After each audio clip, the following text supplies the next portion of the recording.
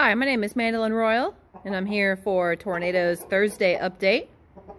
It's his 18-week-old birthday, and there's been some behavioral changes in him, where he's being a lot more, what do you call it, roostery. He's starting to signal over food. Instead of hiding in the corner from this girl, he was trying to get through the fence at her. He started crowing and it sounded terrible. Maybe he'll crow while we're on camera. We'll find out. But he's maturing. No doubt about that. So for the weights before we get going, Tornado only put up a 2-ounce gain, coming in at 7 pounds, 2 ounces. So he might be about done. I don't know. We've seen this before, so time will tell. The visiting hen in the middle, she's a year old, plus 8 months, 7 pounds, 1 ounce. And in the far third spot, the visiting hen is 9 months old, so technically a pullet, since she's under a year, and she's 5 pounds, 3 ounces. That younger one's been laying for quite a while now, several months. The older one is not an active lay right now. But I wanted to talk about how these birds could help or hinder each other now that Tornado's starting to come to an age where I should think about testing for fertility. Perhaps in the spring when he's done some more growing. I can also start taking... See, it sounded terrible. I can also start seeing how he reflects the breed standard and what might be worth correcting. We already know he has growth rate. We already know he has flushing. And that's step 1 for dual purpose. We already know he has a large body capacity. That's really important for their growth. It's the frame that the meat can grow on. But it borderlines on too big. But it's time to get a little mean with the critiques. We already know that his leg color is pretty pale. They did end up turning blue, but it's not the desired dark blue. He has one bent toe right there. His tail is a little bit narrow. It's not very full. It's kind of, meh. His comb,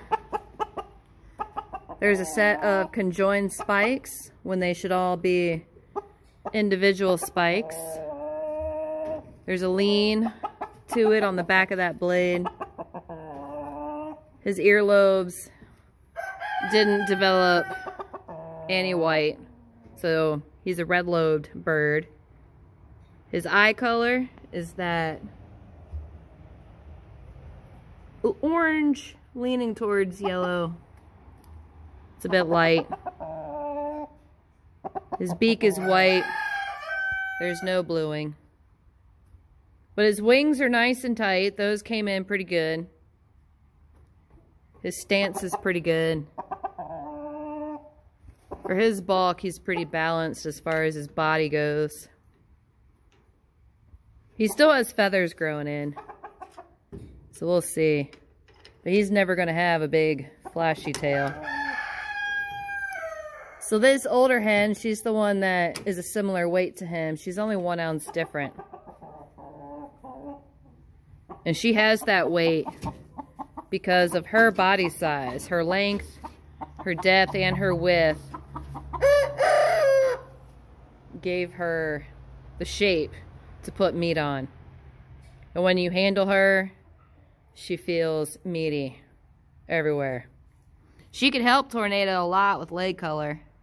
That's the color we're after right there.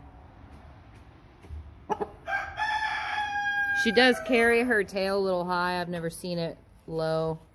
It's not a squirrel tail, but it is on the high side.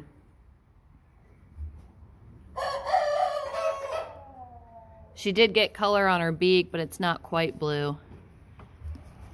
And she also has a joined spike on her comb. You can see it right there. Well, till she moved. She has a little bit of white in the earlobe.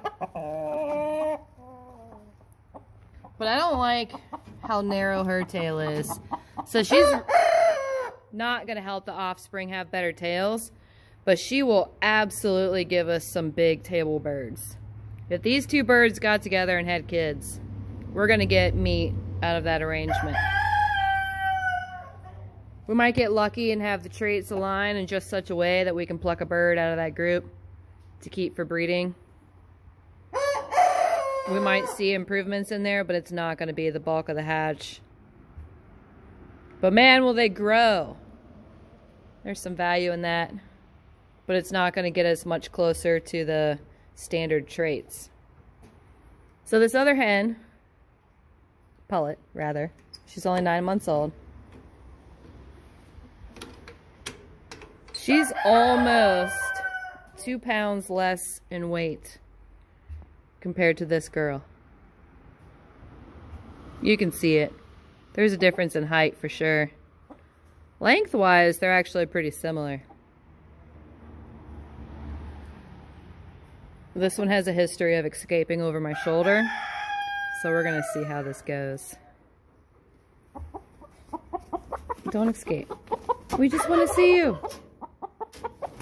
She has a lot of vigor going for her. She's very active. And even though she was 5 pounds, 3 ounces, you can feel a lot of meat. She's not bony. She's not thin. She's nice and dense. Her coloring is a lot better. If you would hold still just for a second. Well, come here. Her comb's not the best, but it's got a little more size to it, and it has better spikes going on. Hold still.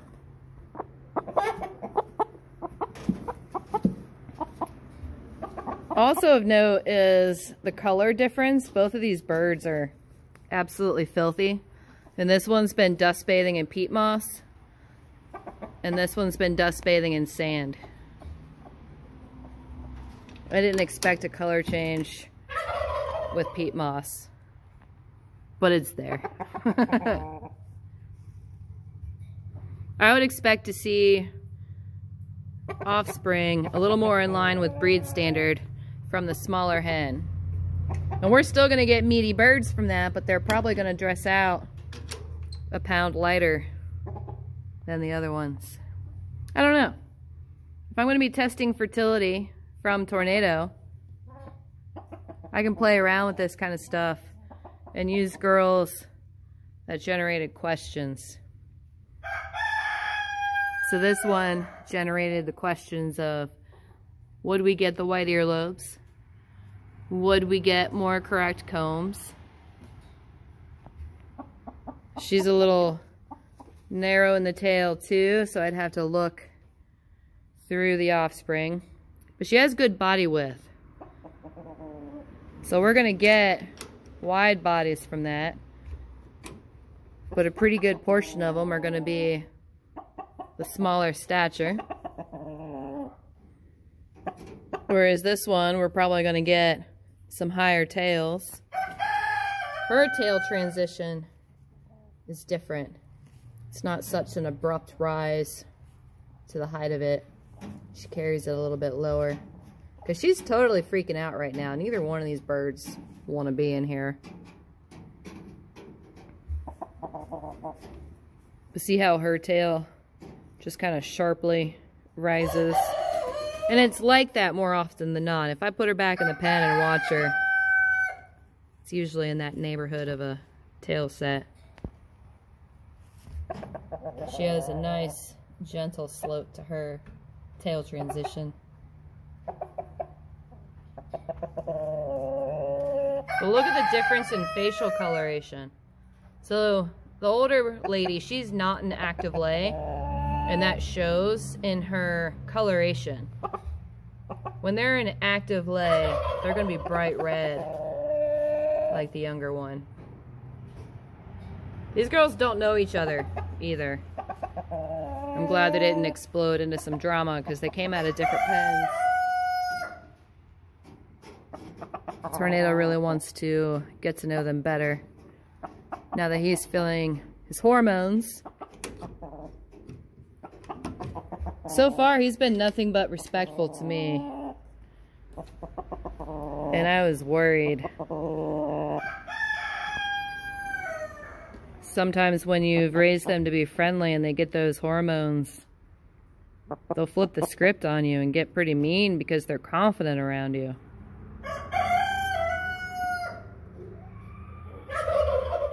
So far, so good. 18 weeks is still pretty young though. His hormones are going to be fluctuating. Yeah, especially as you find your crow.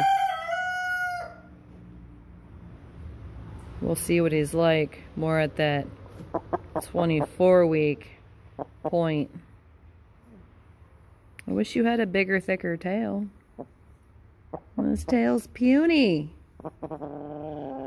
Yeah, we're gonna have to find you some girls with a bigger tail.